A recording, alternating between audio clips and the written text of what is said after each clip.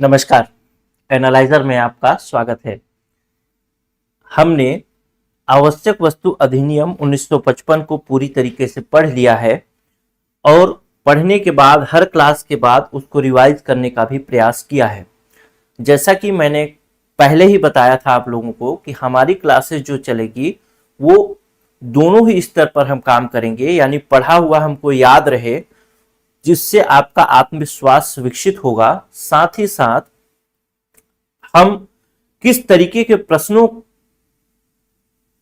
को करें या फिर प्रश्न अनेक प्रकार के आते हैं, उन अनेक प्रकार के प्रश्नों को भी अगर हम डील कर लें तो हमारा जो संपूर्ण एक तैयारी है, जो सिलेक्शन की जो रणनीति है, उस रणनीति पे हम खरे उतर सकते हैं। बहुत माइंड चेंज या फिर कहें कि गेम चेंजिंग हो सकता है आपके लिए कि आप इस तरीके से अगर पढ़ाई करते हैं। ठीक है, तो अब शुरुआत करेंगे हम आवश्यक वस्तु अधिनियम के अंतर्गत जो प्रश्नों की श्रृंखला है उस पर, और जो आपने पढ़ा है अभी तक आवश्यक वस्तु अधिनियम को, उस आवश्यक वस्तु अधिनियम से किस प्रकार के प्रश्न पूछे जा सकते हैं। वन लाइनर, कथन कारण, कूट वाले, जोड़ी मिलान वाले, केस स्टडी वाले, बहुत सारे प्रकार के क्रम वाले प्रश्न पूछे जा सकते हैं। तो उन सारे प्रश्नों को डील करने की कोशिश करेंगे। इससे पहले मैं आपको एक बात बता देता हूं मेरे दोस्त, चूंकि यहां पर कमेंट की कोई व्यवस्था नहीं है, तो आप एक काम करिएगा, इस वीडियो में, आज का जो वीडियो हम डील करने वाले हैं, इसमें टोटल 25 प्रश्न होंगे। तो आप इस तरीके से एक बना लीजिएगा। यहां पर लिखिएगा प्रश्न संख्या, यहां पर लिखिएगा आपका उत्तर क्या है, उत्तर, और यहां पर लिखिएगा क्या आपका उत्तर सही हुआ या गलत हुआ। अगर सही हुआ बता देता हूं, जैसे आप क्वेश्चन नंबर 1 यहां पे लिखा, इसके लिए आपने अपना उत्तर लिया सी या बी, जो भी लिया, सी ले लिया। अब जब मैं इसको बताऊंगा उसके बाद देखिएगा क्या सही हुआ तो सही लिखिएगा और गलत हुआ तो गलत। वैसे ही फिर क्वेश्चन नंबर 2 के लिए उत्तर हुआ ए, तो फिर यहाँ पे अगर सही है तो सही, गलत है तो गलत। इस प्रकार से बनाइएगा और बनाने के बाद कागज में बना के रखिएगा। और बनाने के बाद जब आप ये वीडियो देख लेंगे तो मुझे व्हाट्सएप में भेज दीजिएगा। इसीलिए व्हाट्सएप में भेजने की बात कर रहा हूं ताकि मैं ये देख सकूं या जान सकूं कि जो मैंने पढ़ाया उस पर मैं खरा उतर पाया है, नहीं उतर पाया, आप लोगों को चीजें याद है कि नहीं, आगे आने वाले क्लासेस में मुझे और किस तरीके से मेहनत करना है या फिर आपको कितना मेहनत करना है, ये सारी चीजें आप जान सकेंगे, मैं भी जान सकूंगा। तो चीटिंग मत करिएगा, जो सही है वही लिखिएगा और लिख करके भेजिएगा। क्योंकि अगर आप गलत लिखेंगे तो ये आपके लिए हानिकारक होगा और मेरे लिए भी होगा, क्योंकि मैं अच्छा नहीं पढ़ा पाऊंगा फिर उसके बाद। सबसे पहला प्रश्न देखते हैं। कहता है कि धारा 3 क के अनुसार खाद्य पदार्थों पर स्टॉक सीमा किस परिस्थिति में लगाई जा सकती है। 4 ऑप्शन दिए हैं, चारों ऑप्शन में से आपको बताना है क्या होगा सही उत्तर।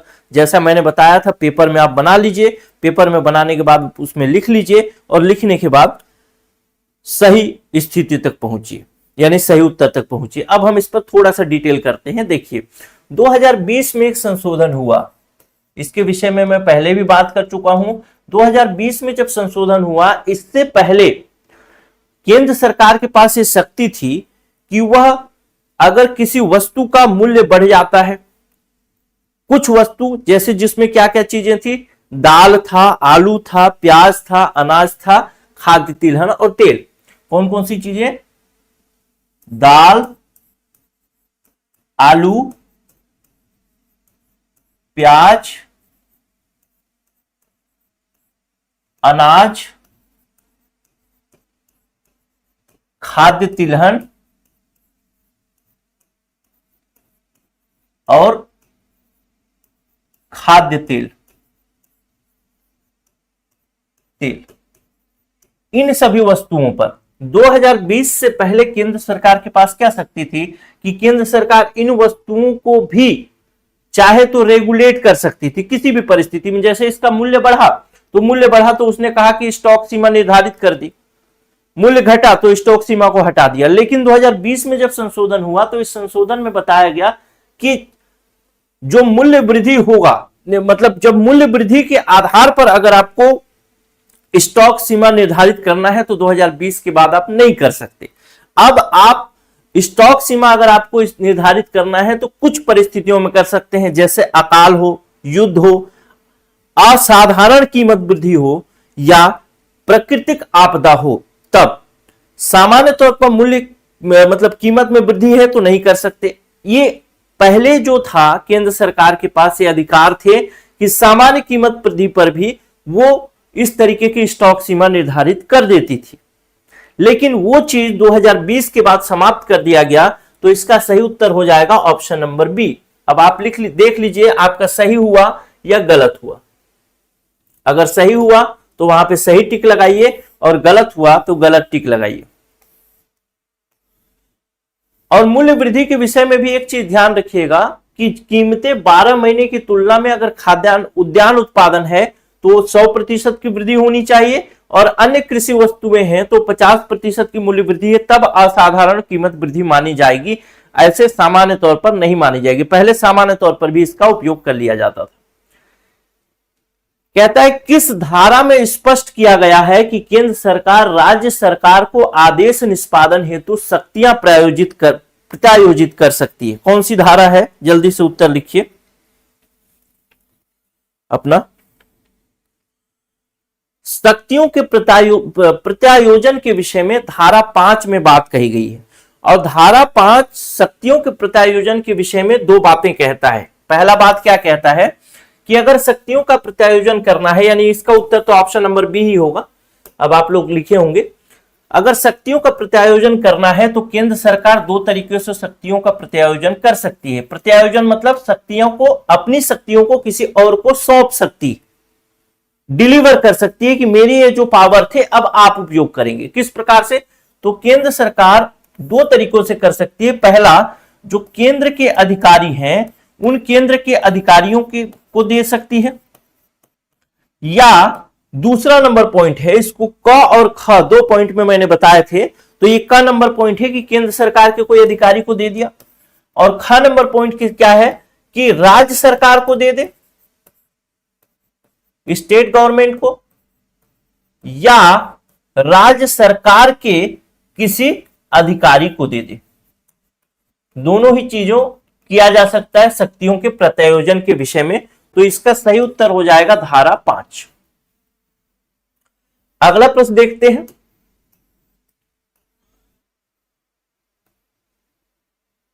हाँ, इसमें पूछा है निम्न में से किस प्रक्रिया का क्रम सही है?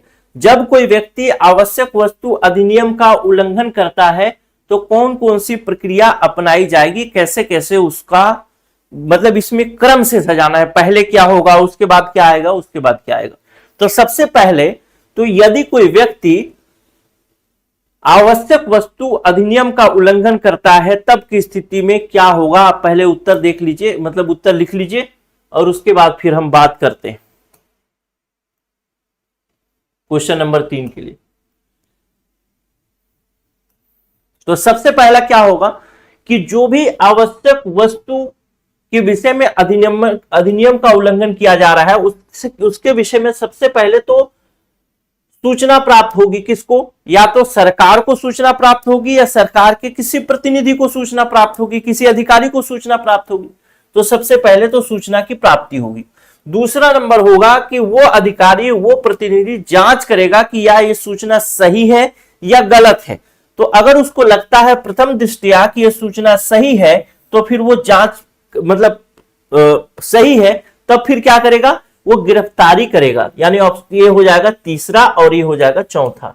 यानी पहले 1 आएगा, फिर आएगा 3, फिर आएगा 3 के बाद आ जाएगी गिरफ्तारी 2, और 2 के बाद आ जाएगा 4। ऐसा ऑप्शन जिसमें होगा वही सही उत्तर हो जाएगा। ऐसा ऑप्शन नंबर ए में है। क्लियर है? ठीक, चलिए। अभियोग का दर्ज करना मतलब केस दर्ज किया जाना, कहां पर? न्यायालय में। ठीक, चलिए। अब इसमें एक चीज आपको ध्यान है ना, आपको याद होगा कि इसमें ये जो अधिनियम है, आवश्यक वस्तु अधिनियम 1955, इसके जो अपराध हैं वो अपराध कैसे अपराध हैं?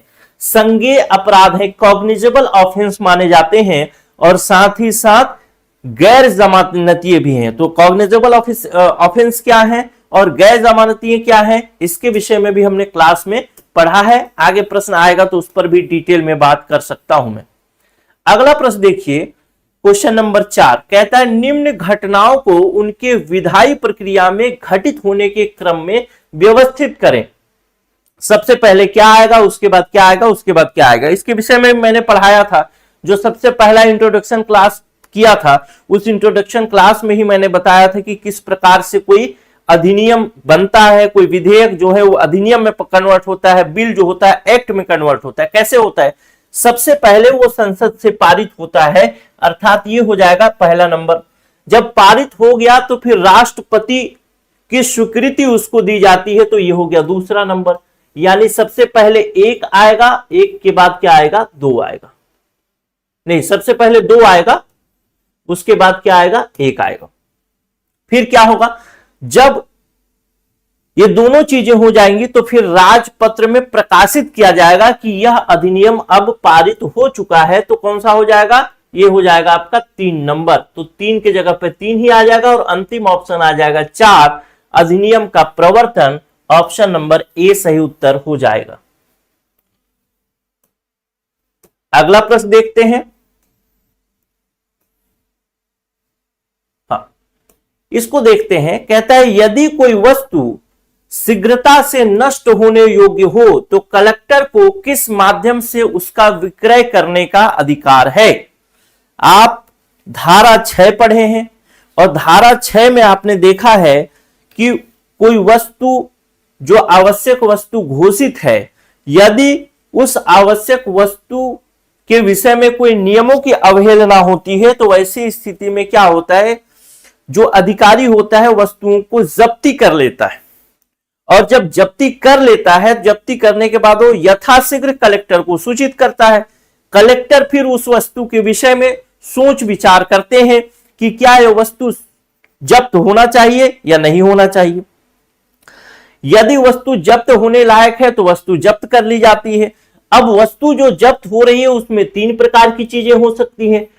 कौन कौन सी चीजें, पहला वो वस्तु शीघ्रता से नष्ट हो जाए, शीघ्रता से नष्ट हो जाए, जैसे पनीर जब्त किया गया जल्दी खराब हो जाएगा। कैसे, जैसे कोई सब्जी जब्त कर ली गई जल्दी खराब हो जाएगा, दूध जब्त कर लिया गया जल्दी खराब हो जाएगा, मशरूम जब्त कर लिया गया जल्दी खराब हो जाएगा। और ऐसा दूसरा क्या होगा जो दीर्घ काल तक चल सकता है, जैसे अनाज। और तीसरा एक और चीज जो जब्त किया जा सकता है वो किया जा सकता है क्या, वाहन। इस वाहन, जिस वाहन में वस्तु को लाया ले जाया जा रहा था, वो वाहन भी जब्त किया जा सकता है। तो यदि कोई आवश्यक वस्तु शीघ्रता से नष्ट होने योग्य हो तो कलेक्टर किस माध्यम से इसका विक्रय करेंगे, तो जो भी नियंत्रित कीमत पहले से होगी, अगर किसी अधिसूचना में उसकी नियंत्रित कीमत निर्धारित है तो वो होगा, या अगर नियंत्रित कीमत निर्धारित नहीं है तो फिर उसका क्या किया जाएगा, नीलामी किया जाएगा। और जब नीलामी कर लिया जाएगा तो जो भी पैसा आएगा उस पैसा का हकदार कौन होगा, पैसा का हकदार होगा वही मालिक। लेकिन मालिक पैसा का हकदार कब होगा, जब कलेक्टर ने इसके जब्ती के विषय में, यानी ये सही है या गलत है इसके विषय में अंतिम आदेश पारित नहीं किया है, या वो अपील करता है और अपील करने के बाद उसे न्यायालय से राहत मिल जाती है कि इसका वस्तु का जब्त किया जाना गलत है, तब की स्थिति में जो पैसा होगा मालिक को मिल जाएगा। लेकिन मालिक को पैसा कितना मिलेगा, तो जितना भी नीलामी आदि में खर्च हुआ होगा वो पैसा काट करके मिल दिया जाएगा। याद आ गया होगा, आया होगा तो ऑप्शन नंबर सी हो जाएगा। अगला प्रश्न देखते हैं, क्वेश्चन नंबर 6। सूची का मिलान करना है। कहता है आदेश का उल्लंघन अगर होता है तब के विषय में कौन सी सूची मिली जाएगी। आदेश की गजट में अधिसूचना नहीं है, आदेश का पालन करने की मंशा नहीं है, कलेक्टर द्वारा जांच का क्या क्या होगा क्या क्या नहीं होगा, आप थोड़ा सा जोड़ी मिलाइए।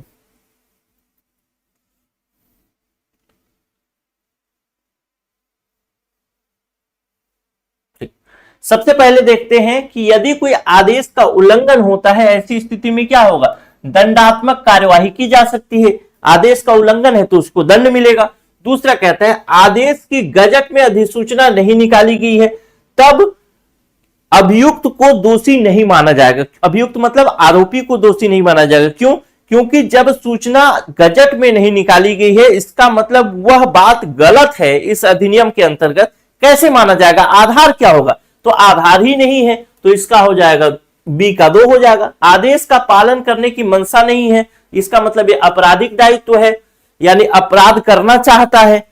कलेक्टर द्वारा जांच मतलब जब्ती एवं अपील की प्रक्रिया शुरू। जब्ती और अपील की प्रक्रिया शुरू मतलब धारा 6 में हमने पढ़ा कि जब धारा 6 का में हमने पढ़ा था कि जो अधिकारी है वो वस्तुओं को जब्त कर लिया, कलेक्टर को सूचित किया, तो सूचित करने के बाद फाइनल जब्त जो किया है, जब्त मतलब अपने पास रखा है, अधिग्रहित करके रखा है, लेकिन फाइनल जब्ती कब होगी? जब कलेक्टर उसको अंतिम आदेश पारित कर देंगे जब्ती का, तब फाइनल जब्ती मानी जाएगी।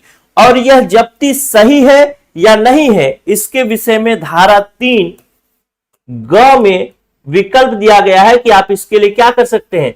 अपील कर सकते हैं। तो जब भी अपील होगी यानी जब्ती हो गई है और तब उसके बाद ही अपील की प्रक्रिया शुरू होगी, तो डी का हो जाएगा 4। ऐसा ऑप्शन नंबर ए में है, तो इसको सही मान लेंगे। अगला प्रश्न देखते हैं। कथन वाला प्रश्न पूछा है, क्वेश्चन नंबर 7। चलिए बताइए। आवश्यक वस्तु अधिनियम के तहत आदेश का उल्लंघन एक दीवानी अपराध माना जाता है। दूसरा कहता है कलेक्टर द्वारा पारित जब्ती आदेश के विरुद्ध केवल उच्च न्यायालय में अपील की जा सकती है। तीसरा कथन कहता है एक कार्यवाही में आवश्यक वस्तु के भंडारण और मूल्य नियंत्रण दोनों का उल्लंघन होने पर अलग अलग सजा हो सकती है। चलिए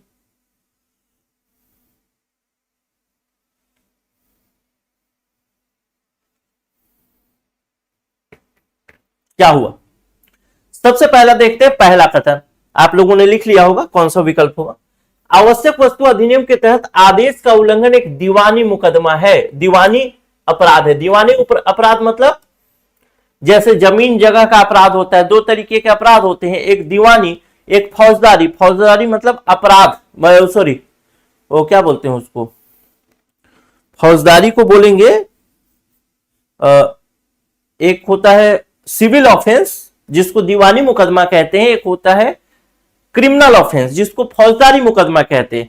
तो इस मामले में आवश्यक वस्तु अधिनियम 1955 के मामले में जब अधिनियम की उल्लंघन होता है तो पुलिस क्या करती है? डायरेक्ट गिरफ्तार कर सकती है। तो डायरेक्ट गिरफ्तार मतलब संज्ञेय अपराध। संज्ञेय अपराध का मतलब होता है कि ये सामान्य तौर पर जो भी संज्ञेय अपराध होंगे वो क्या होंगे? फौजदारी मुकदमे होंगे, क्रिमिनल ऑफेंस माने जाएंगे। तो ये वाला कथन तो हो गया गलत।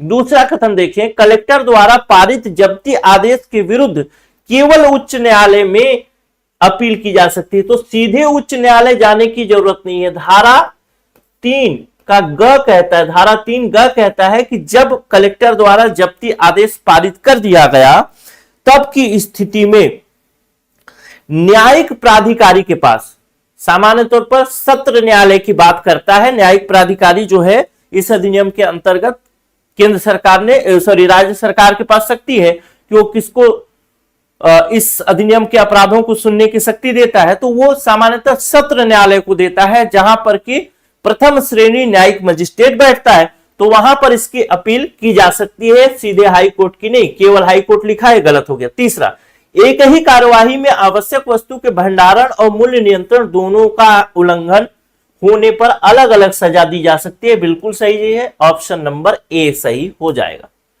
अगला प्रश्न देखते हैं, क्वेश्चन नंबर 8। ये भी कथन और कारण से संबंधित प्रश्न है, कथन से संबंधित प्रश्न है, कूट वाला प्रश्न। कहता है केंद्र सरकार आवश्यक वस्तु की मूल्य सीमा अधिसूचना द्वारा तय कर सकती है। बिल्कुल तय कर सकती है, इसमें तो कोई दिक्कत वाली बात नहीं। दूसरा कथन कहता है धारा 3(3)(c) का संबंध जो है कृषि उत्पाद के मूल्य निर्धारण से है। और तीसरा कथन कहता है मूल्य नियंत्रण आदेश केवल युद्धकालीन स्थिति में ही लागू किया जा सकता है। तो ये कथन तो गलत हो गया, केवल युद्धकालीन स्थिति में नहीं, अकाल हो गया, कुछ भी हो गया,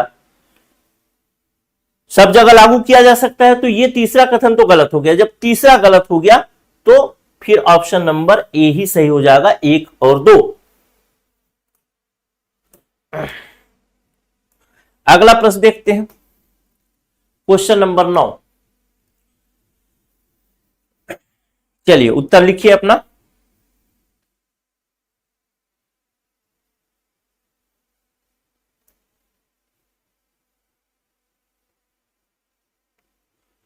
पहला कथन कहता है आवश्यक वस्तु अधिनियम 1955 को 2020 में एक संशोधन अधिनियम द्वारा आंशिक रूप से शिथिल किया गया। तो अभी इससे पहले ही हमने पढ़ा था कि जो आलू है, प्याज है, दाल है, अनाज है, इन सब के विषय में अलग से जो है अपडेट किया गया 2020 में कि अब इसमें जो भंडारण की सीमा है, उस भंडारण की सीमा को केंद्र सरकार खुद के मन से नहीं उपयोग कर सकती। उसके लिए वही उद्यान फसल है तो 100%, 12 महीनों में 100% बढ़ोतरी होना चाहिए, और अगर कोई अन्य कृषि उत्पाद है तो 50% बढ़ोतरी होना चाहिए कीमत में, तभी किया जा सकता है। इसके अलावा युद्ध, आपातकालीन स्थिति आदि में किया जा सकता है। तो ये कथन तो हो गया गलत, सॉरी ये कथन तो हो गया सही। क्यों? क्योंकि हाँ, थोड़ा सा शिथिल तो किया गया। पहले जो अधिकार केंद्र सरकार के पास थे उसमें से कुछ अधिकारों की कटौती कर ली गई। दूसरा, 2020 के संशोधन द्वारा किसानों को मूल्य नियंत्रण आदेशों में आंशिक राहत हुई। बिल्कुल आंशिक राहत हुई, क्योंकि पहले अगर स्टॉक सीमा केंद्र सरकार अपने मन से या फिर जिस भी आधार पर कर सकती थी, लेकिन उसके लिए इतने पैरामीटर जो थे वो बहुत सख्त नहीं थे। तब की स्थिति में वो खुद से कर सकती थी, तो ऐसा तो ये भी सही हो गया। तीसरा, आवश्यक वस्तु अधिनियम अब केवल उर्वरक और दवा उद्योग पर ही लागू होता है, ऐसा नहीं है। अनाज पर भी लागू होता है, आलू पर भी लागू होता है, जैसा हमने पढ़ा। इसके अलावा कपास आदि पर, जो कि मैंने पढ़ाया था, इसके अंतर्गत कौन कौन सी चीजें हैं, सैनिटाइजर है, N90 मास्क है। तो ये कथन गलत हो गया। तो 1 और 2 सही हो गया। अगला प्रश्न देखते हैं।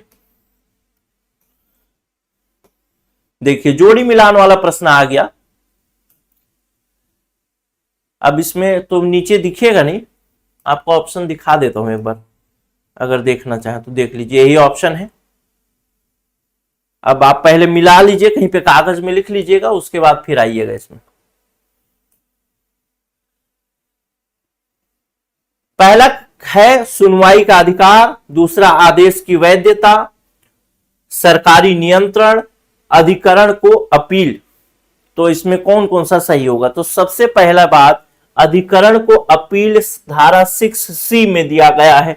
हाँ, जब कलेक्टर चीजों को जब्त कर लेते हैं, और अगर 6C मतलब 6 ग, ठीक, ऐसा ध्यान रखिएगा, 6 ग। तो कलेक्टर जब किसी वस्तु को या फिर किसी वाहन को, जिस भी प्रकार से आवश्यक वस्तु में संलिप्तता पाई गई थी, उसको जब्त कर लेते हैं, तो फिर अधिकरण को अपील की जा सकती है, न्यायिक अधिकरण हो सकता है वो। तो डी का तो 4 होगा, ये बात तो फिक्स हो गया। तो लिख देता हूं डी का 4। अगला देखते हैं सी का क्या होगा। तो सी का भैया 3 ही हो जाएगा। क्यों? धारा 3 सरकारी नियंत्रण, केंद्र सरकार के पास सारी शक्तियां हैं इसके अंतर्गत। बी का देखें तो बी का क्या होगा? आदेश की वैधता, अगर गजट में अधिसूचित है तभी आदेश की वैधता है, तो 2 ही हो जाएगा, एक इसका यही हो जाएगा। बी, सुनवाई का अधिकार। सुनवाई का अधिकार कैसे? जब कोई भी वस्तु जब्त कर ली गई तो फिर कलेक्टर जो है, जो भी जब्त वस्तु है उस वस्तु को या फिर जो गाड़ी वगैरह जो जब्त हुआ है उसको, उसकी स्थिति में कलेक्टर क्या करते हैं, अगर गाड़ी किसी दूसरे की है, वाहन किसी दूसरे की है, तो जो वाहन मालिक है उसको सुनवाई का अवसर देते हैं कि भाई मैं इसमें संलिप्त नहीं था। तो ए का 1, बी का 2, सी का 3, डी का 4, इसी प्रकार से इसका उत्तर हो जाएगा, और ऐसा उत्तर है ऑप्शन नंबर ए में। अगला प्रश्न देखते हैं। अरे इसमें तो नीचे तक दिया। निम्नलिखित कथनों पर विचार करिए। धारा 6E के अनुसार जब्त की गई संपत्ति पर केवल सरकार का नियंत्रण होता है, न्यायालय का नहीं। हमने धारा 6 अंगा पढ़ा है। धारा 6 अंगा क्या कहता है? धारा 6 अंग कहता है कतिपय मामलों में अधिकारिता का वर्जन। धारा 6 अंग क्या कहता है कि कुछ मामलों में अधिकारिता का वर्जन। कौन से किसकी अधिकारिता का? तो न्यायालय की अधिकारिता का वर्जन। और उसी में बताया गया है कि जो वस्तु जब्त की जाएगी, जब्त करने की जो प्रक्रिया होगी उसमें भी न्यायालय हस्तक्षेप नहीं करेगा, और जब्त की गई वस्तु किसकी होगी? केंद्र सरकार की ही होगी। तो ये तो बात सही हो गई। दूसरा कथन देखें, पहला कथन सही हो गया, आवश्यक वस्तु अधिनियम के अपराध केवल संज्ञेय होते हैं, गैर संज्ञेय नहीं होते। हमने पढ़ा है ये अपराध कैसे होते हैं, कॉग्निजेबल ऑफेंस होते हैं, नॉन कॉग्निजेबल ऑफेंस नहीं होते। तो ये भी कथन सही है। अगर यहां पर पूछे कि संज्ञेय अपराध के साथ साथ ये क्या होते हैं, तो इसको आप बोलेंगे गैर जमानतीय अपराध। गैर जमानतीय अपराध मतलब ऐसे अपराध के लिए आपको न्यायालय से ही जमानत मिलेगा, पुलिस स्टेशन से जमानत नहीं मिलेगी। तो दो कथन हमारा सही हो गया। अब तीसरे कथन पर जाते हैं। ये क्या कहता है, अधिनियम के अंतर्गत अभियोजन के लिए राज्य सरकार की पूर्व अनुमति की आवश्यकता होती है। अभियोजन मतलब केस चलाने के लिए, केस दर्ज करने के लिए। तो यहां पर हमने देखा है कि राज्य सरकार से पूर्व अनुमति की आवश्यकता नहीं है, यह अनुमति की आवश्यकता है केंद्र सरकार से या केंद्र सरकार के किसी अधिकारी प्राधिकारी जो जिसको भी केंद्र सरकार ने नियुक्त किया है। वैसी स्थिति में तो ऑप्शन नंबर जो तीसरा कथन है ये तो गलत हो जाएगा। तो 1 और 2 ऑप्शन नंबर ए ही इसका सही उत्तर होगा। अगला प्रश्न देखते हैं, क्वेश्चन नंबर 12, कथन और कारण से संबंधित प्रश्न है। ए मतलब कथन, आर मतलब कारण। आवश्यक वस्तु अधिनियम को राष्ट्रपति की मंजूरी के बिना राज्य सरकारें लागू नहीं कर सकती, कथन दिया है। दूसरा कहता है यह अधिनियम समवर्ती सूची में आता है और अनुच्छेद 254 के अनुसार केंद्र को प्राथमिकता प्राप्त है। तो आवश्यक वस्तु अधिनियम का जो बात करें, आवश्यक वस्तु में जो वस्तुएं हैं वो तो समवर्ती सूची का विषय हो सकती है। ठीक, वो समवर्ती सूची का विषय हो सकती है, लेकिन समवर्ती सूची में मैंने बताया था कि केंद्र सरकार के पास जो शक्तियां होंगी वो अधिक होंगी, यानी केंद्र सरकार की शक्ति मान्य होगी। तो कारण तो बिल्कुल सही। अब कथन की बात करें, आवश्यक वस्तु अधिनियम को राष्ट्रपति की मंजूरी के बिना राज्य सरकारें लागू नहीं कर सकती।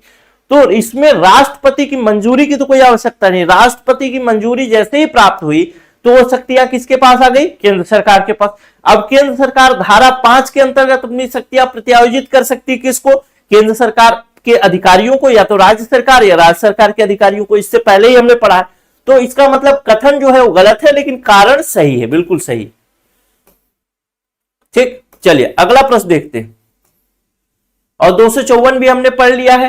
वो क्या बोलते हैं, हमने पढ़ा था ना धारा 254 अंतरराष्ट्रीय संधि वगैरह वाला, आपको याद हो। अगला प्रश्न देखते हैं। कहता है कि नवीन एग्रो लिमिटेड ने, नवीन एग्रो लिमिटेड नाम सुनते ही कुछ चीजें आपको ध्यान में आनी चाहिए, उसके बारे में भी अभी मैं अंडरलाइन करा दूं। खाद की आपूर्ति के लिए फर्जी पंजीकरण कराया, फेक पंजीकरण कराया, और सरकार को धोखे में रखकर सब्सिडी भी प्राप्त कर ली। मामले का खुलासा होने पर जांच शुरू हुई। इस मामले में कौन सी धारा कंपनी पर लागू होती है, ये आपको बताना है। सबसे पहले तो कौन सी धारा लागू होगी और कौन सी धारा लागू नहीं होगी, उसके विषय में आप थोड़ा सा विचार करिए। सबसे पहला, अगर आप एक चीज देखें, नवीन एग्रो लिमिटेड जो लिखा है, लिमिटेड मतलब वो कोई प्राइवेट लिमिटेड कंपनी है। ठीक, सबसे पहली बात तो एक कंपनी है, और कंपनी ने जो कुछ अपराध किया है, ये जो फर्जी पंजीकरण कराया वो तो अपराध ही है। तो कंपनी के अपराध के विषय में कंपनी द्वारा किया गया अपराध किस प्रकार से ट्रीट किए जाएंगे, इसके विषय में कौन सी धारा में वर्णन किया गया है? धारा 10 में। और इसी में हमने देखा है कि धारा 10 में दोषी कौन माना जाएगा, उसी में बताया गया है कि भाई निर्देशक होगा, सचिव होगा, संचालक होगा, सब दोषी माने जाएंगे, हालांकि वो बाद में बरी हो जाए। तो धारा 10, तो धारा 10 का उल्लंघन तो हुआ है कंपनियों द्वारा किया गया अपराध। दूसरा धारा 7 भी होगा, क्योंकि सजा की बात किसमें करता है, धारा 7, शास्ति यानी सजा की बात की गई है। तो इसका सही उत्तर क्या हो जाएगा, ऑप्शन नंबर ए। देखिए इस तरीके से केस स्टडी वाले प्रश्न भी आ सकते हैं। यहां पर ऑप्शन थोड़े आसान है, बता दिया इसलिए, नहीं तो आपके लिए कठिन ही ऑप्शन है। पता नहीं आपने क्या लिखा है उत्तर। कहता है किसी आदेश के उल्लंघन न होने के बावजूद झूठी जानकारी देने पर दंड किस धारा में है? चलिए बताइए।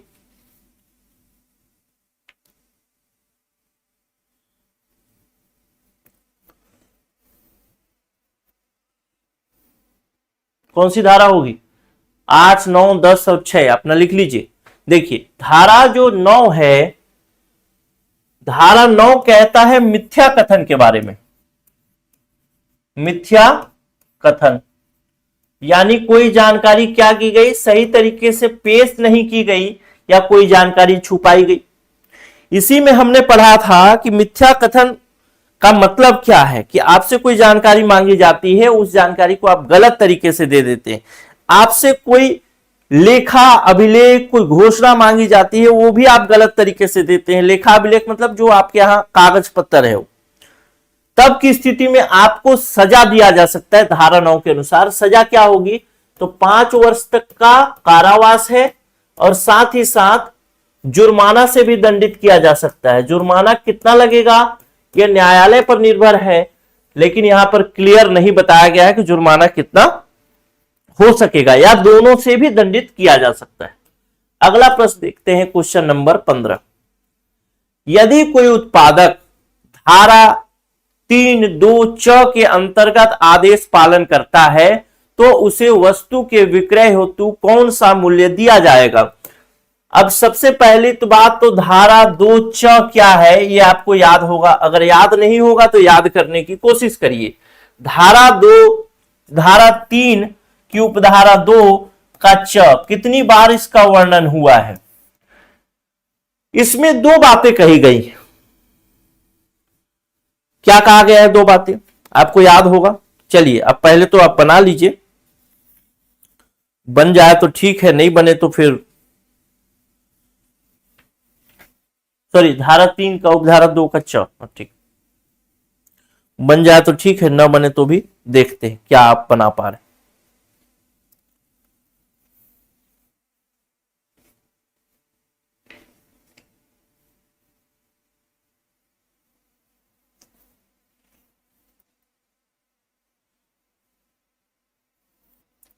चलिए धारा 2(च) में कहता है, दो बातें कही गई। पहला, यदि कोई व्यक्ति है, कोई कंपनी है, कुछ भी है, कोई भी ऑर्गेनाइजेशन है जो ऑपरेशन चलाता है, संक्रिया चलाता है, कुछ भी जैसा भी करता है, चाहे उत्पादन करने वाला हो, स्टॉक रखने वाला हो, या फिर बिक्री करने वाला हो, थोक में बेचता हो, खुदरा में बेचता हो, वो जितना भी उत्पादन किया है, उत्पादन कर चुका है मतलब उसके पास वो है, चाहे वो स्टॉक रखने वाला है तो भी है, या फिर उत्पादन करने वाला है तो उत्पादित करके अपने फैक्ट्री में रखा है तो भी। दूसरा, उत्पादन अभी नहीं हुआ है लेकिन भविष्य में उत्पादन होगा। दोनों ही स्थिति में, चाहे उत्पादन हो चुका है उसका संपूर्ण भाग, यहां पे दो भाग में लिख देता हूं, संपूर्ण भाग या उसका कोई अंश, मतलब उसका कोई पार्ट, जैसे 100 प्रोडक्ट उत्पादित हुआ तो उसका 50%, 50 प्रोडक्ट सरकार चाहे तो कह सकती है कि अभी जो तुमने उत्पादन कर लिया है वो भी, या भविष्य में जो उत्पादन करो वो भी, दोनों ही चीजें अभी कर रहे हो वो ठीक है, भविष्य में करो वो भी, उसका संपूर्ण भाग या अंशतः भाग जितना भी सरकार चाहे वो कह सकती है कि तुम हमें बेचोगे, केंद्र सरकार कह सकती है। अब केंद्र सरकार तो खुद नहीं लेगी, तो केंद्र सरकार किसी निगम, किसी अधिकारी, किसी प्राधिकारी के माध्यम से उसको खरीदवाएगी। ठीक, अब ये जो वस्तु उत्पादित हो चुका था या भविष्य में उत्पादित होगा, इसको अगर केंद्र सरकार आदेश करती है कि ये वस्तु हमारे किसी अधिकारी, प्राधिकारी या निगम द्वारा खरीद लिया जाएगा, तो जो वस्तु खरीदा जाएगा, जो वस्तु का विक्रय किया गया कंपनी के द्वारा या व्यक्ति के द्वारा, वो किस प्रकार से मूल्य निर्धारित करता है, उसका मूल्य किस प्रकार से निर्धारित किया गया। अब प्रश्न का उत्तर दीजिए। अब भी दे पाए तो ठीक है, और नहीं दे पाए तो मैं इसमें 3 चीजें बताता हूं। सबसे पहली बात, इसमें मूल्य क्या था। सबसे पहला मूल्य कैसे निर्धारित होगा। कोई नियंत्रित कीमत है तो उस नियंत्रित कीमत पर मूल्य दे दिया जाएगा। तो पहली बात तो आएगा नियंत्रित कीमत। यदि कोई नियंत्रित कीमत नहीं है तब की स्थिति में क्या होगा, तो तब की स्थिति में उस तारीख से अभिभावी बाजार दर पर जो कीमत होगा उसी कीमत पर उस वस्तु को खरीद लिया जाएगा सरकार के द्वारा। ऑप्शन नंबर सी होगा। इसको हमने डिटेल में क्लास में पढ़ा है तो और डिटेल करने की जरूरत नहीं है। अगला प्रश्न देखते हैं, क्वेश्चन नंबर 18। यह क्या कहता है। अभिग्रहण किए गए पशु यान, अभिग्रहण मतलब जब्त, कौन जब्त करता है, फाइनली जब्त करता है कलेक्टर, ठीक, कलेक्टर। तो अभिग्रहण किए गए पशु या यान, पशु या यान की बात करें मतलब किसी प्रकार का वाहन, जिस वाहन में आवश्यक वस्तु को लाया ले जाया जाता था, को जुर्माना देकर छुड़ाने का प्रावधान किस धारा में है। धारा 7, धारा 6 क 1, धारा 6 ग या धारा 10 क। तो धारा 6 ग तो भैया अपील से संबंधित है तो उसमें कोई मामला ही नहीं। अब देखते हैं इसका सही उत्तर वैसे होगा धारा 6 क 1। हमने ये देखा था कि सबसे पहली बात धारा 6 क 1 की अगर बात करूं तो धारा 6 1 क क्या कहता है। धारा 6 1 क कहता है कि भाई कोई वस्तु, सॉरी, धारा 6 क 1 कहता है कि अगर कोई वस्तु आवश्यक वस्तु है जो कि किसी गाड़ी में पकड़ा गया है, किसी वाहन में पकड़ा गया है, तो उस वाहन को जब्त कर लिया जाएगा।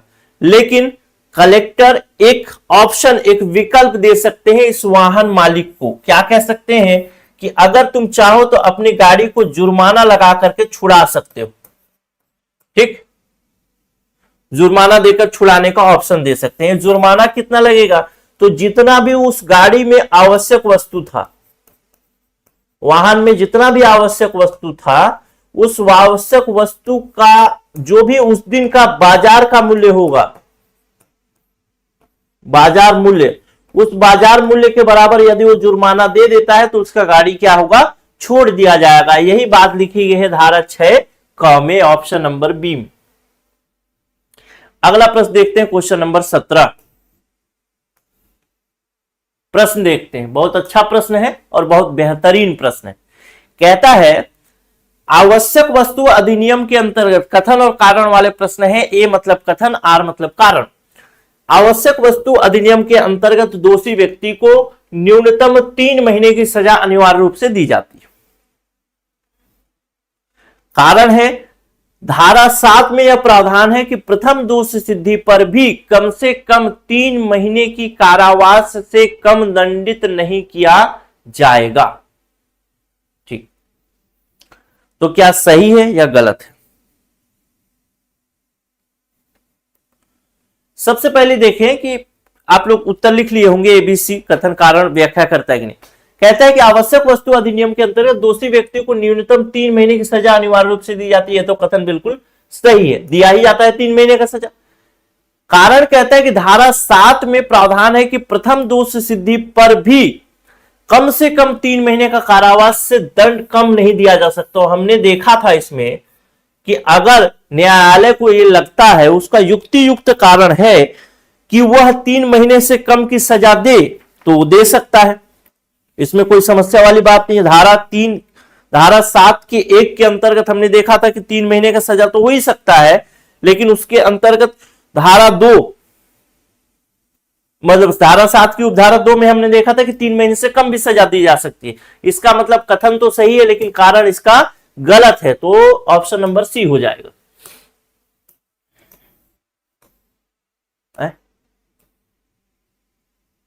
कैसे हुआ, ऑप्शन नंबर ए। आवश्यक वस्तु अधिनियम के अंतर्गत दोषी व्यक्ति को न्यूनतम 3 महीने की सजा अनिवार्य रूप से दी जाती है। रुकिए थोड़ा सा देख लेता हूं कहीं गड़बड़ तो नहीं कर रहा हूं।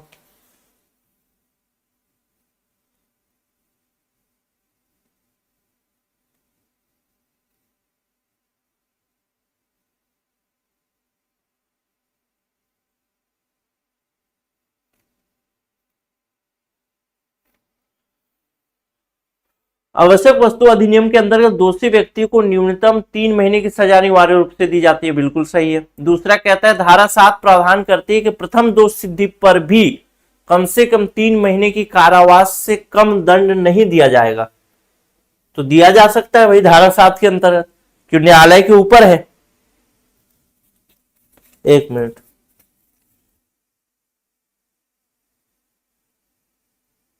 हाँ दूसरा गलत है, कारण जो है वो गलत है, कथन सही है। यहां पे ऑप्शन जो है वो गलत लिया गया है, इसको देख लेंगे आगे। अगला प्रश्न देखते हैं, क्वेश्चन नंबर 18। यदि केंद्र सरकार संक्षेप विचारण की शक्ति का प्रयोग करती है तो कौन सा मजिस्ट्रेट इसका निर्णय करेगा? संक्षेप विचारण पढ़ा था हमने, कौन सी धारा था याद करके देखिए। संक्षेप विचारण, शॉर्ट टर्म में विचार करना किसी भी न्यायालय के विषय में, किसी भी उसके विषय में, कौन सी धारा थी? धारा 12 के अंतर्गत हमने पढ़ा था, और धारा 12 के क में पढ़ा था, धारा 12 क में संक्षेप विचारण के विषय में। और संक्षेप विचारण के विषय में कुछ बातें पढ़ी थी, उन बातों को ध्यान याद करने की कोशिश करिए। क्या पढ़ा था वो भी बता देता हूं थोड़ा सा। धारा 12 क,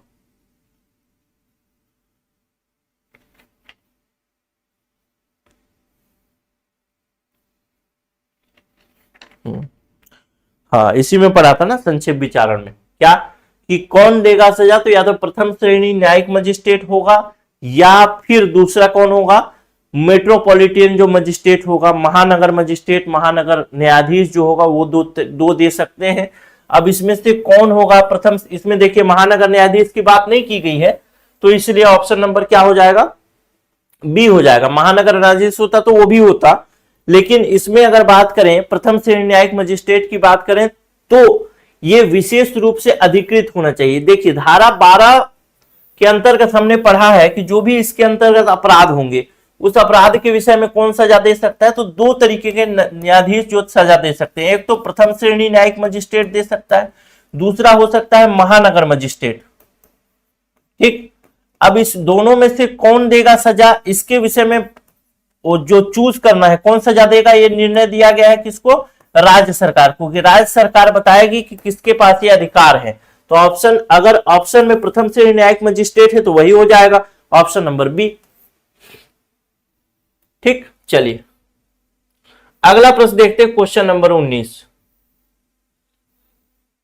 एक प्रश्न देखे हैं जो कि केस स्टडी पर आधारित है। कहता है आर्या स्टील प्लांट को सरकार द्वारा आदेश के माध्यम से निर्धारित किया गया कि वह अपनी आवश्यक वस्तु जो कि कोका कोला टाइप का कोक बनाता है, वह एक निश्चित प्रतिशत सार्वजनिक वितरण प्रणाली को दे। अब निश्चित वितरण में दे सार्वजनिक वितरण प्रणाली को, ये कहां पर लिखा गया है? तो भाई वो भी देखेंगे। कंपनी ने इसे व्यापारिक कारणों से नकार दिया और खुले बाजार में आपूर्ति कर दी। सबसे पहली बात तो इस पूरे केस में कंपनी ने क्या किया है? एक अपराध किया है। ठीक, क्योंकि केंद्र सरकार के पास जो शक्ति थी उसके अंतर्गत उसने आदेश दिया और आदेश का उसने पालन नहीं किया, एक अपराध किया है। और अपराध के लिए अगर सजा की बात करें, शास्ति की बात करें, तो सजा किस में है? शास्ति किस में है? शास्ति की बात करता है, शास्ति कौन से में? तो धारा 7 में। तो धारा 7 तो इसमें आवश्यक रूप से होगा ही होगा, ऑप्शन नंबर बी। दूसरा देखें, आर्या स्टील प्लांट को सरकार द्वारा एक आदेश के माध्यम से निर्धारित किया गया था कि वह अपनी आवश्यक वस्तु को एक निश्चित प्रतिशत सार्वजनिक वितरण प्रणाली को दे। कंपनी ने इसे व्यापारिक कारणों से, चूंकि ये कंपनी भी है तो ये कंपनी द्वारा किया गया अपराध के अंतर्गत भी आएगा, तो ऑप्शन नंबर सी भी हो जाएगा। यानी धारा 7 और धारा 10 दोनों का उल्लंघन हो गया। अब धारा 2C ये क्या कहता है? धारा 2C, धारा 3(2)C जो है वो कहता है कि जो भी वस्तु है जिसको बेचा जाएगा, उस वस्तु के लिए केंद्र सरकार चाहे तो क्या कर सकती है, नियंत्रित कीमत घोषित कर सकती है कि उससे ज्यादा रेट में कोई वस्तु नहीं बेची जाएगी। ठीक है, कौन सा था, हाँ, धारा 3 की उपधारा 2 के सी के अंतर्गत कहा है कि ऐसी कीमत नियंत्रित करना जिसमें किसी आवश्यक वस्तु का क्रय विक्रय करना है। तो नियंत्रित कीमत सरकार ने एक निश्चित प्रतिशत जो है सार्वजनिक वितरण प्रणाली को भेजेगा एक नियंत्रित कीमत पर। तो इसका मतलब उसने उस नियंत्रित कीमत का भी अवहेलना किया है। तो ऑप्शन नंबर ए भी इसमें शामिल हो जाएगा। सही उत्तर हो जाएगा ऑप्शन नंबर डी, उपरोक्त सभी। अगला प्रश्न देखते हैं, क्वेश्चन नंबर 20। क्वेश्चन नंबर 20 कहता है, किस धारा में स्पष्ट किया गया है कि आदेश का उल्लंघन करने वाले व्यक्ति से संबंधित गाड़ी, जलयान या पशु जब्त किए जा सकते हैं? कौन सी धारा में यह बात स्पष्ट रूप से कही गई है? तो यह बात कही गई है धारा 6 क 1 में। ठीक, जब कलेक्टर जो आवश्यक वस्तु रहता है उसके विषय में कोई अधिकारी उसको जब्त कर लेता है और जब्त करने के बाद कलेक्टर को सूचित करता है यथाशीघ्र, तो यथाशीघ्र सूचित करने के विषय में सूचना देता है। तो सूचना देने के बाद कलेक्टर को अंतिम आदेश पारित करना पड़ता है। उस अंतिम आदेश पारित करने की प्रक्रिया में कलेक्टर जो निर्णय लेते हैं कि जो आवश्यक वस्तु पाई गई है किसी गाड़ी में, क्या उस गाड़ी को, उस वाहन को जब्त करना है या नहीं करना है, या फिर केवल वस्तु को ही जब्त करना है। यह सब कलेक्टर के निर्णय पर निर्धारित या आधारित होता है। तो सही उत्तर हो जाएगा option number C, sorry option number A, धारा 6 क 1। अगला प्रश्न देखते हैं, कहता है कोई आदेश न्यायालय में वैध माने जाने की, वैध मतलब वैलिड माने जाने की उपधारणा किस धारा में है? धारा 13, 11, 3, 5। तो हमने पढ़ा भी है इसको, बहुत अच्छे तरीके से पढ़ा है, आपको याद होगा। अगर याद नहीं होगा तो मैं बता देता हूं। धारा 13 में हमने ये पढ़ा था कि आदेशों के बारे में उपधारणा। धारा 13 क्या था? आदेशों के बारे में उपधारणा। और इसमें हमने पढ़ा था एजम्पशन, पढ़ा था में उपधारणा। और इसमें क्या बात पढ़ी थी कि यदि कोई आदेश जारी हुआ है, आदेश किसके विषय में जारी होगा? आवश्यक वस्तु के विषय में। और उस आदेश में जो बातें लिखी गई है, साथ में आदेश कौन जारी करेगा? कोई अधिकारी जारी करेगा, किसी कार्य अधिकारी के कार्यालय से जारी होगा। साथ में उस आदेश में जो बातें लिखी गई है, साथ में उसका क्या होता है? अधिकारी का हस्ताक्षर होता है। तब अगर वो अधिकारी जाकर के कोर्ट में कहता है कि नहीं, यह आदेश मैंने जारी नहीं किया, तो वह अधिकारी का जारी किया हुआ ही आदेश माना जाएगा। कोर्ट यह मानेगी कि जब उस आदेश को निकाला गया, उसमें हस्ताक्षर भी है, तो वह अपने आप में एक साक्ष्य है, एक प्रमाण है। यही पढ़ा था धारा 13 में, आदेशों के बारे में उपधारणा, यानी अजम्पशन, प्री अजम्पशन जो है वो कोर्ट कर लेगी कि यह जो अगर साइन है अधिकारी का आदेश में, इसका मतलब वह एक अपने आप में क्या माना जाएगा? सबूत माना जाएगा, साक्ष्य माना जाएगा। तो धारा 13 हो जाएगा इसका उत्तर। मैं जान रहा हूं आप लोग को थोड़ा सा रिकॉल करने में थोड़ा गड़बड़ी हो रहा होगा, या फिर बार बार वही चीजें घूम फिर के आ जा रही, खासकर धारा 3 वाली बात। धारा 3 में बहुत सारी चीजें हैं, तो उसको आप एक दोबारा आपको धारा 3 को पढ़ना पड़ेगा। अगर कहीं पे गड़बड़ आती है तो मुझे बताइए, मैं आपको बताऊंगा।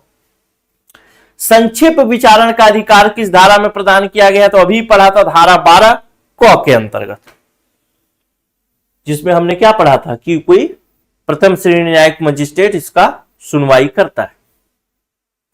अगला प्रश्न देखते हैं, कहता है किसी वस्तु का अधिग्रहण धारा 6 क के अंतर्गत अवैध रूप से हुआ है। धारा 6 क के अंतर्गत अवैध रूप से हुआ है का मतलब कैसे पता चला कि अवैध रूप से हुआ है? तो सबसे पहली बात तो धारा 6 क के एक यहां पर बात की गई है कि वस्तु का अधिग्रहण कौन करेगा, अंतिम आदेश पारित कौन करेगा, कलेक्टर करेंगे। ठीक, यहीं पर बात की गई है। और इसी में बताया गया है कि पहली बात तो वस्तु जब्त होगी, दूसरी बात वो वस्तु जिसमें रखा गया था वो जब्त होगा, और तीसरा जो गाड़ी उपयोग हुआ है वो भी जब्त होगा। लेकिन धारा 6 ग के अंतर्गत बताया गया है कि ऐसी वस्तु जब जब्त कर ली जाती है तब जिसकी वस्तु जब्त की गई है, जो व्यवसायी की वस्तु जब्त की गई है, उसके पास क्या अधिकार है? तो अपील का अधिकार है। अपील कहां कर सकता है? न्यायालय, अधिकरण, प्राधिकरण जो भी केंद्र सरकार ने बनाए हैं उसमें कर सकता है। तो ये जब अपील करने जाता है और अपील करने के बाद उसको क्या बोलते हैं, उसको सजा मुक्त मतलब दोष मुक्त समझा जाता है, यानी कहा जाता है कि उसका कोई दोष नहीं है। इसका मतलब जब दोष नहीं है, इसका मतलब कलेक्टर ने जो आदेश पारित किया था वो गलत था, गलत तरीके से उसके वस्तु को जब्त किया गया है, यही कहना चाहता है। अवैध रूप से जब्त होना मतलब गलत तरीके से जब्त किया गया है, और ये गलत तरीके से जब्त किया गया है कब माना जाएगा? जब वो अपील करेगा और अपील का निर्णय आएगा तब। तो प्रतिदाय गणना किस आधार पर होगी? प्रतिदाय मतलब उसका जो वस्तु का जो मूल्य था उसको फिर उसको वापस लौटाना पड़ेगा, कलेक्टर वापस लौटाएंगे। तो किस आधार पर होगी? तो इसके विषय में हमने पढ़ा है धारा 3 की उपधारा 3, धारा 3 का ख और धारा 3 का ग, इसी के अनुसार ही हो जाएगा, ऑप्शन नंबर बी हो जाएगा। चलिए अगला प्रश्न देखते हैं, क्वेश्चन नंबर 24। ये भी कथन और कारण वाला प्रश्न है।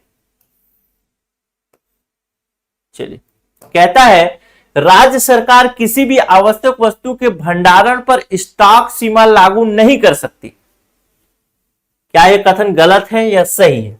देखते हैं। 2020 के संशोधन के बाद केवल केंद्र सरकार को यह अधिकार प्राप्त है।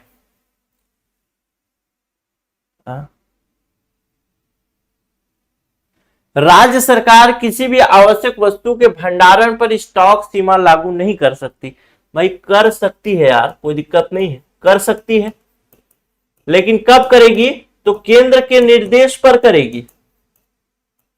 केंद्र ने जो उसको निर्देश या शक्तियां दी होंगी उसके आधार पर वो कर सकती है। यानी पहला कथन क्या हो जाएगा?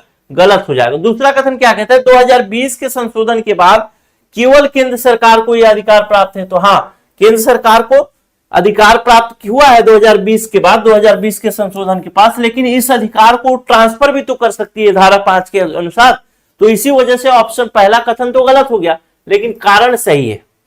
इसका मतलब क्या होगा? ए सही है, ए गलत है, लेकिन आर क्या है? सही है। जो भी ऑप्शन होगा मान लेंगे, ये ऑप्शन नंबर डी।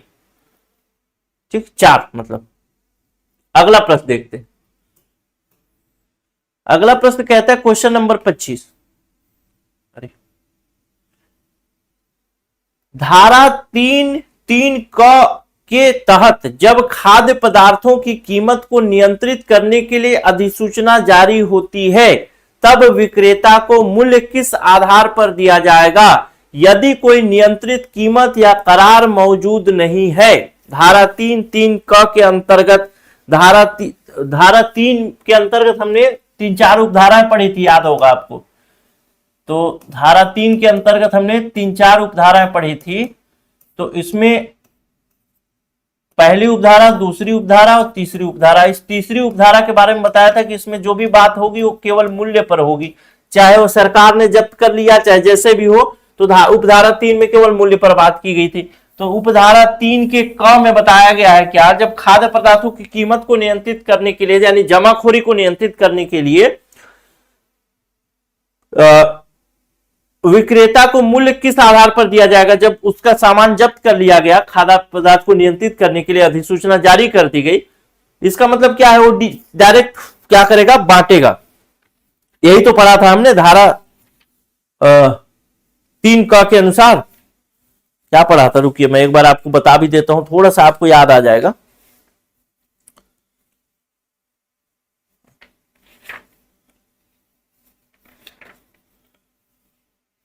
हाँ यही पढ़ा था कि केंद्र सरकार ने क्या करा, एक अधिसूचना जारी किया कि भाई जो भी खाद्य पदार्थ है उनकी कीमत को नियंत्रित करना है। तो कीमत को नियंत्रित करने के लिए वो क्या कर सकती है कि बोले कि भाई इसको डायरेक्ट बंटवा दो। ठीक, अब जब डायरेक्ट बंटवाने की बात आती है मार्केट में नियंत्रित कीमत पर, तो वो बेच तो देता है, ठीक, तो उसका मूल्य जो है सरकार किस हिसाब से देगा। तो अधिसूचना के दिन अंतरराष्ट्रीय कीमत के आधार पर दी जाएगी, नहीं ऐसा कुछ भी चीज हमने नहीं पढ़ा। पिछले 5 वर्षों का औसत थोक कीमत, ये भी हमने नहीं पढ़ा। सी कहता है अधिसूचना के पूर्ववर्ती 3 माह का औसत बाजार दर, तो हाँ ये बिल्कुल दिया जा सकता है। ऑप्शन नंबर डी गलत हो जाएगा, तो ऑप्शन नंबर क्या हो जाएगा, सी होगा इसका सही उत्तर। ठीक, चलिए तो ये 25 प्रश्न हो गए हमारे, लेकिन मेरा मन इस 25 प्रश्नों में नहीं भर रहा है। और कई लोगों का एक चीज वो डाउट रहेगा ना कि क्यों देख देख के क्यों पढ़ा रहा है, ये सामने में अधिनियम रखा हुआ है और वहीं से देख देख के नहीं। कुछ चीजें क्या होती हैं, मैं थोड़ा एक्स्ट्रा बताने की कोशिश करता हूं। मैं चाहता तो एमसीक्यू क्लास है, फटाफट बता देता और फटाफट निकल जाता। ठीक, जैसे आपको ये चीज, जैसे धारा 3(3) का, अब धारा 3(3) का आपको मालूम नहीं तो आप कैसे उसको कोरिलेट कर पाएंगे, आप भी तो भूल गए होंगे। संक्षेप विचारण की शक्ति जैसे आया, चाहे कोई भी चीज आया, जैसे वैध माने जाने के विषय में बात आया तो धारा 13 बता दिया, सही उत्तर हो गया धारा 13। तो धारा 13 में क्या बातें कही गई हैं वो थोड़ा सा बताऊंगा तो आपको चीजें याद हो जाएंगी। इसलिए थोड़ा सा मैं देख भी लेता हूं कभी कभी, क्योंकि बहुत सारी चीजें दिमाग में नहीं रहती। ठीक है, तो ऐसा कोई मामला मत रखिएगा, मेरे को एग्जामिन करने की कोशिश मत करिएगा, खुद को एग्जामिन करिएगा। नमस्कार, जय हिंद।